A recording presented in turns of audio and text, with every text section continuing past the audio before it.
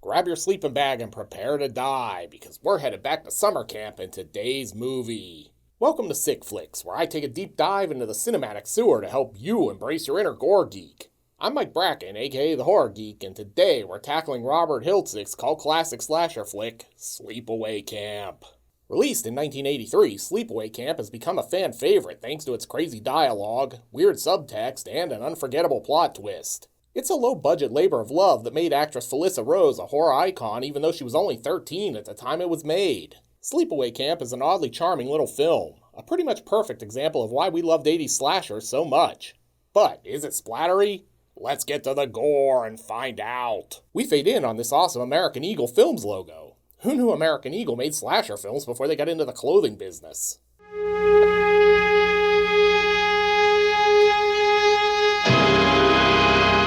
And damn, even the opening credits get a jump scare. Clearly, Sleepaway Camp isn't screwing around. As we pan through the credits, it's hard not to think this place looks like the same camp we saw in The Burning. Wonder if Cropsy's still smoldering in that abandoned mine. Featuring Robert Earl Jones, who is actually James Earl Jones's dad. I wasn't thinking much about myself, Mr. Costick. I just don't see how something like that could happen. Man, this is a whole lot of names. Guessing they gave everyone who just happened to walk by the set on the way to somewhere else a credit in this movie. I'll give Sleepaway Camp this. This is the scariest music for a scene where nothing's happening ever.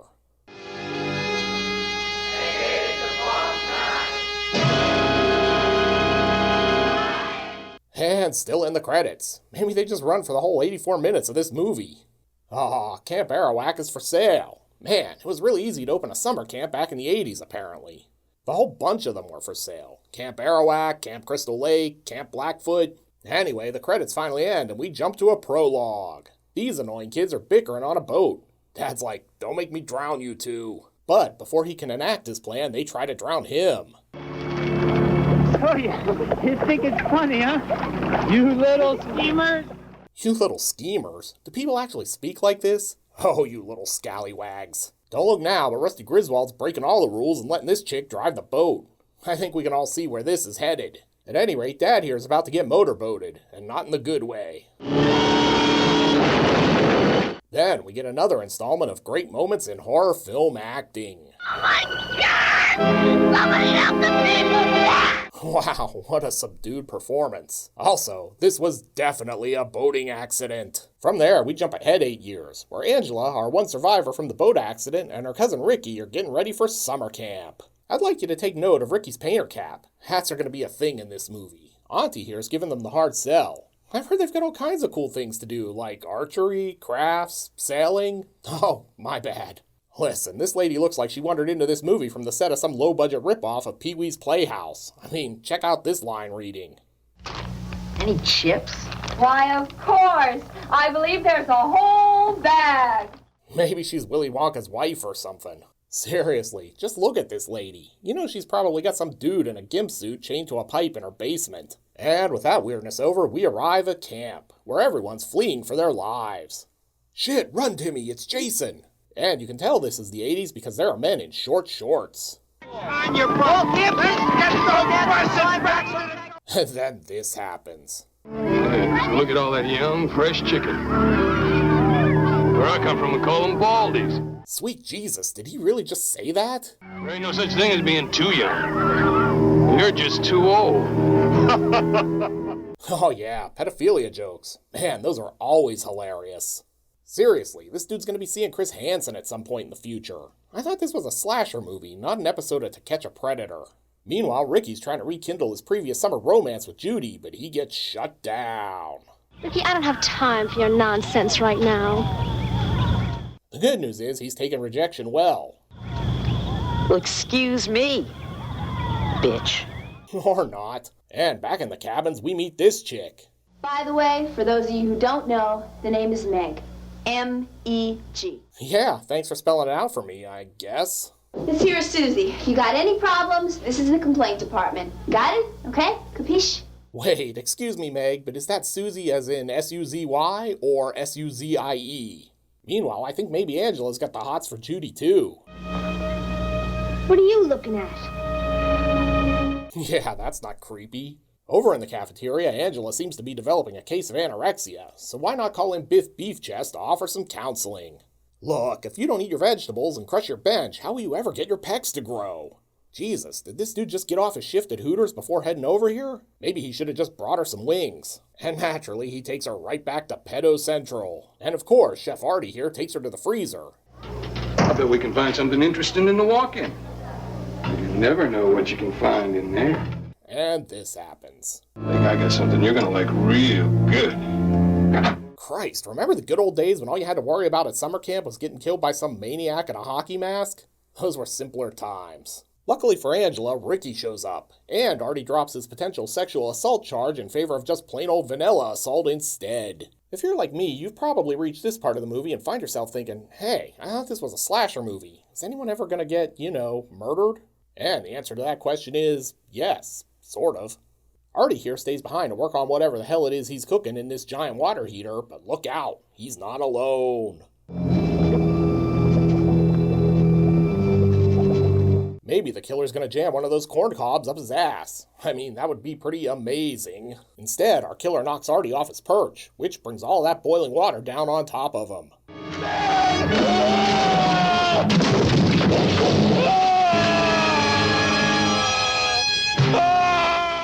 Gotta be honest, given the way he's injured, they should have named this dude Stew, or Eli Broth. Somehow Artie lives, and Boss Mel wants to cover it up. Now we get this ambulance out of here as quickly as we can. Why? It was only an accident. Because I don't want the kids or their parents to know that this ever happened, you understand? Because sure, a cook getting injured would be way worse for business than letting a pederast run around a summer camp. From there, we jump to the cabins, where Ricky has replaced his painter's hat with this mesh trucker cap. Then it's time for the longest, most vulgar softball game in movie history. Eat shit and die, Ricky! Eat shit and live, Bill. Yeah, Bill, he's a little wet. 3 hours later, the softball game is still going. Sammy Short Shorts is a bat with runners in scoring position, but ace closer Carrie Crop Top has come in from the bullpen. I don't know, everyone talks about Nightmare on Elm Street 2 being the horror movie that fully embraced the gay subtext, but I think Sleepaway Camp probably beat it to the punch.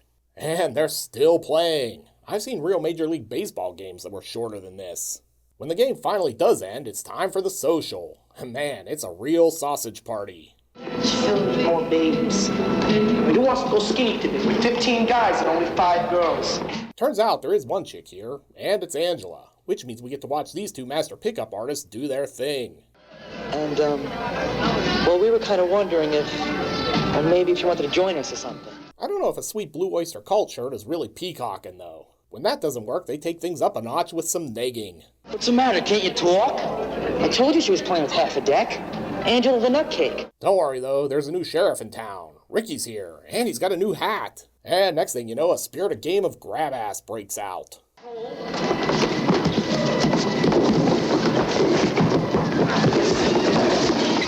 With order restored, the boys decide to take the sausage party on the road. They're skinny dipping whether the girls come or not. Hell with you then.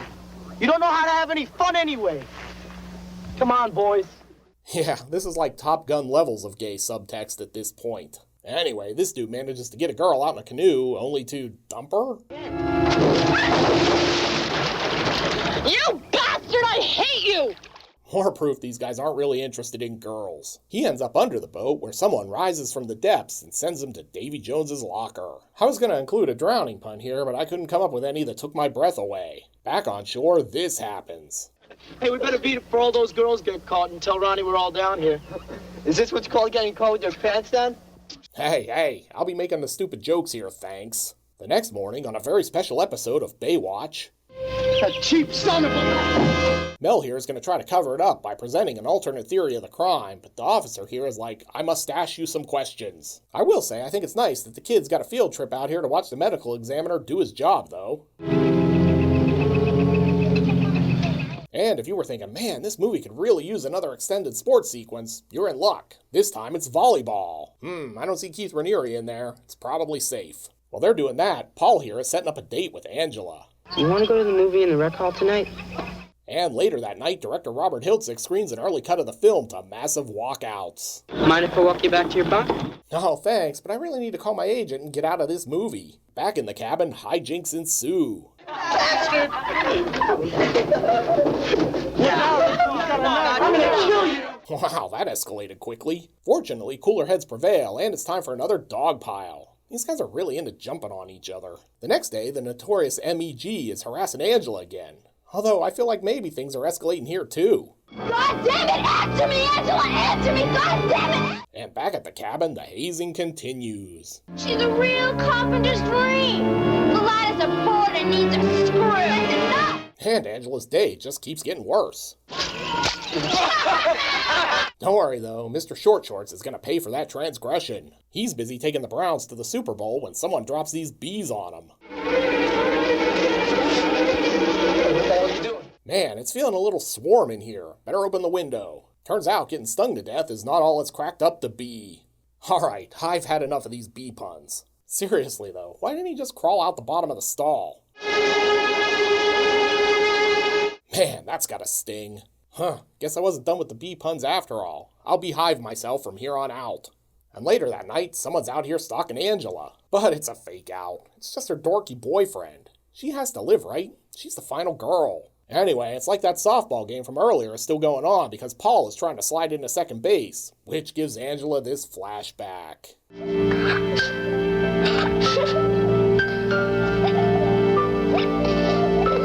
Man, this is the weirdest episode of My Two Dads ever. Do you kids even remember My Two Dads? Christ, I'm old. The next day, they're gonna play Capture the Flag and... come on. That dude's deep throating the pole. This movie isn't even pretending to be subtle with the subtext anymore. Alright, gangsters, listen up, because this is gonna be a lot of fun. Wait a minute, did he just say alright gangsters? Is this horrible reviews? After laying out the rules of the game, everyone basically runs around like morons. So, Hatless Ricky has a plan. I got a great plan to get the flag. We cut through the woods and sneak up behind them. You go in one way and I go in the other. It can't miss. Well, I mean, Patton would have probably come up with something better, but sure, this could work. Except, while he's putting this plan in motion, he spots Paul and Judy, Kissing. Then the mean girls throw Angela into the lake. Angela! And since this movie wasn't random enough, Meg is gonna hit on Mel. Listen, I was thinking. Remember that dinner you promised me? Up at your place? Just think, if they have a kid, they can name it MELG. Melg. Guessing it will look like a little Abe Vigoda. Meg showering up for her big date, but too bad for her, she's gonna be really late for it as someone stabs her in the back. Literally.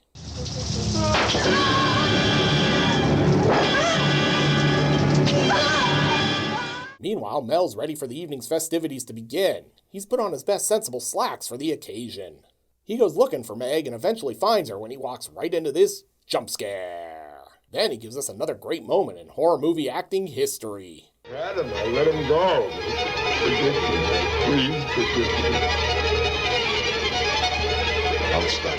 And now, it's time for one of Sleepaway Camp's most infamous scenes. Judy is over here doing her hair, which is good because she's going to want to look her best for the coroner. Turns out her cosmetologist has arrived and she's here to give her a Brazilian by jamming this hot curling iron up her, well, you can figure it out.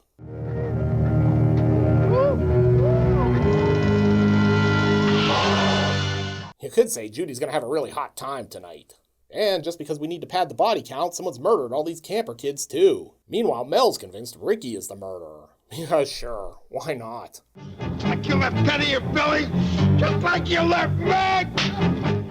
Mel's giving him a little corporal punishment, but then he wanders into the archery range where he takes an arrow in the throat. It can't be!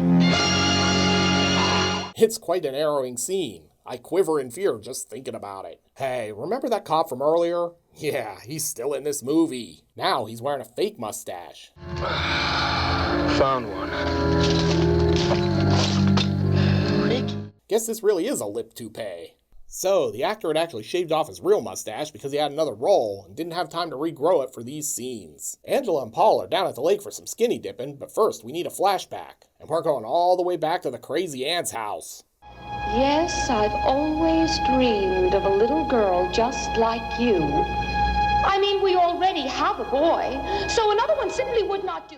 And there's our Shyamalan-esque plot twist. God, she's a boy. Angela's not only our killer, but she's also a boy. And she's even got the dong to prove it. Although you're gonna have to take my word for that, because, you know, YouTube.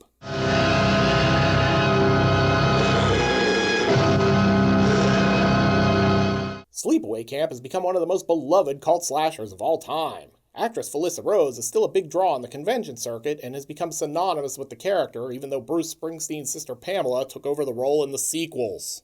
Overall, it would be easy to dismiss this as just another in a long line of summer camp slasher films that came in the wake of Friday the 13th and The Burning. However, the twist is what really sets it apart for most fans. The first time you watch it, you probably don't see that twist coming.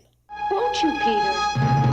God, she's a boy. But did Angela carve up enough campers to earn a 5 barf bag rating? Let's go to the gore card. In terms of gross anatomy, Sleepaway Camp mostly delivers. Sure, the film has a kooky, unforgettable tone and lots of weirdness, but when it comes to the splatter, it's a little tame.